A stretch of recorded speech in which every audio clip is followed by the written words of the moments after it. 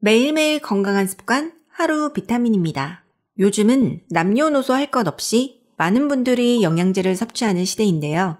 특히 최근 여러 사태로 면역력의 중요성이 대두되면서 더 많은 사람들이 영양제를 섭취하고 있죠. 젊은 사람들 역시 면역력뿐 아니라 미용상의 이유 등으로 여러 종류의 영양제를 섭취하기도 합니다. 하지만 이런 부작용이 나타나는 경우라면 열심히 먹을수록 건강해지기는커녕 오히려 몸에 독이 쌓일 수 있습니다. 영양제는 영양 결핍의 해소를 목적으로 섭취하기 때문에 제대로 섭취한 경우라면 불편한 증상이 사라지고 건강도 개선되어야 하는 것이 정상입니다. 하지만 많은 사람들이 영양제를 먹으며 막연히 좋아지겠지라는 생각으로 섭취하다 보니 영양제의 부작용을 제대로 인식하지 못하는 경우가 있습니다. 이런 영양제의 부작용들은 섭취를 중단하면 대개 후유증 없이 회복되지만 장기간 부작용을 무시하고 섭취하게 되면 건강에 심각한 악영향을 끼칠 수 있는데요.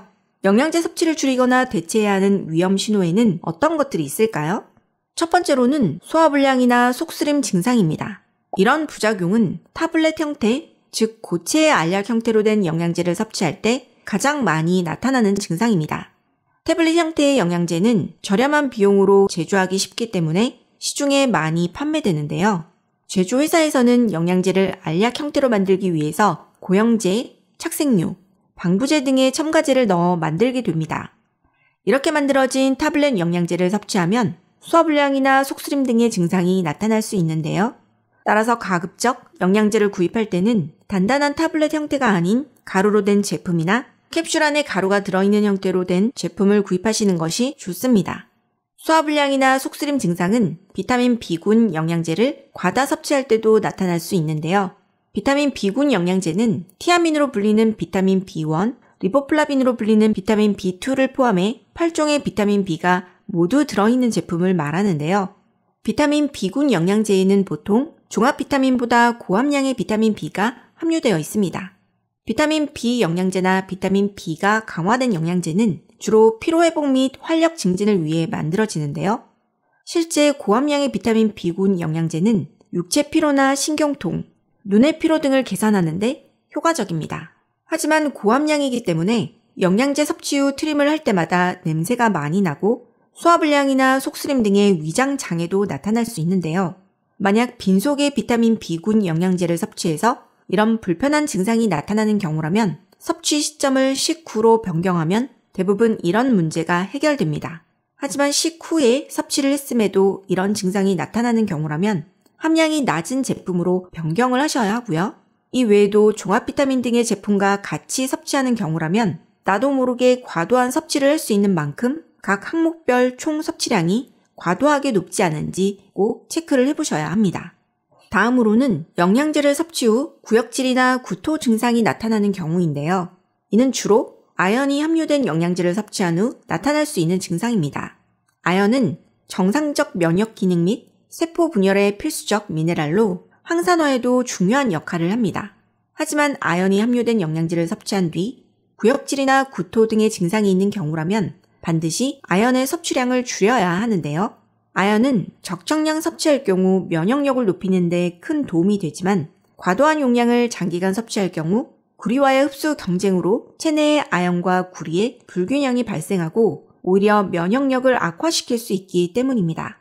개인차로 인해 저용량의 아연을 섭취해도 구역질이나 구토를 호소하는 경우가 있는데요. 이런 경우 같은 아연이라도 다른 회사의 제품으로 변경을 해보거나 그래도 문제가 발생하는 경우 섭취 횟수를 늘리고 한 번 섭취 시 먹는 양을 줄이는 식으로 조절할 수도 있습니다. 아연은 단일 영양제뿐 아니라 눈 영양제, 프로바이오틱스 등 다양한 제품의 주 원료로 사용되기 때문에 나도 모르게 과도한 용량의 아연을 섭취하고 있지 않은지 함량을 꼭 체크해 보실 필요가 있습니다. 마지막 영양제 부작용은 두통입니다. 두통 증상은 항산화제나 혈행 개선제를 섭취한 뒤 나타날 수 있는데요. 두통과 소화불량 증상이 같이 나타난 경우라면 일시적 위장장애로 인한 두통일 가능성도 있지만 다른 증상 없이 두통만 발생한 경우라면 영양제가 원인일 수 있습니다. 이런 증상이 영양제로 인한 것인지 확인할 수 있는 간단한 방법이 있는데요. 바로 며칠간 특정 영양제의 섭취를 중단하는 것입니다. 만약 특정 영양제의 섭취를 중단했더니 증상이 사라지는 경우라면 단순히 함량 문제가 있는 것이 아니라 해당 영양제가 자신에게 맞지 않을 수 있으니 이때는 섭취를 중단하고 다른 대체 영양제를 찾아보는 것이 좋습니다. 두통 증상은 혈관 세포를 보호해 혈관의 확장 능력을 개선하는 항산화제와 혈행 개선에 도움을 주는 영양제를 같이 섭취했을 때 더 심해질 수 있는데요. 이 경우에는 하나씩 따로 섭취를 하거나 다른 종류의 항산화제 또는 혈액순환제로 대체 섭취하셔야 합니다. 오늘 시간에는 영양제의 부작용과 대처 방법에 대해서 알아보았는데요. 오늘 내용 도움되셨나요? 구독과 좋아요, 알림 설정 잊지 마시고 꼭꼭 한 번씩 눌러주시고요. 오늘 내용이 도움되셨다면 이 영상을 주위 분들과도 같이 공유해보세요. 그럼 저는 다음 시간에 더 유익한 내용으로 찾아뵙도록 하겠습니다. 시청 감사합니다. 안녕.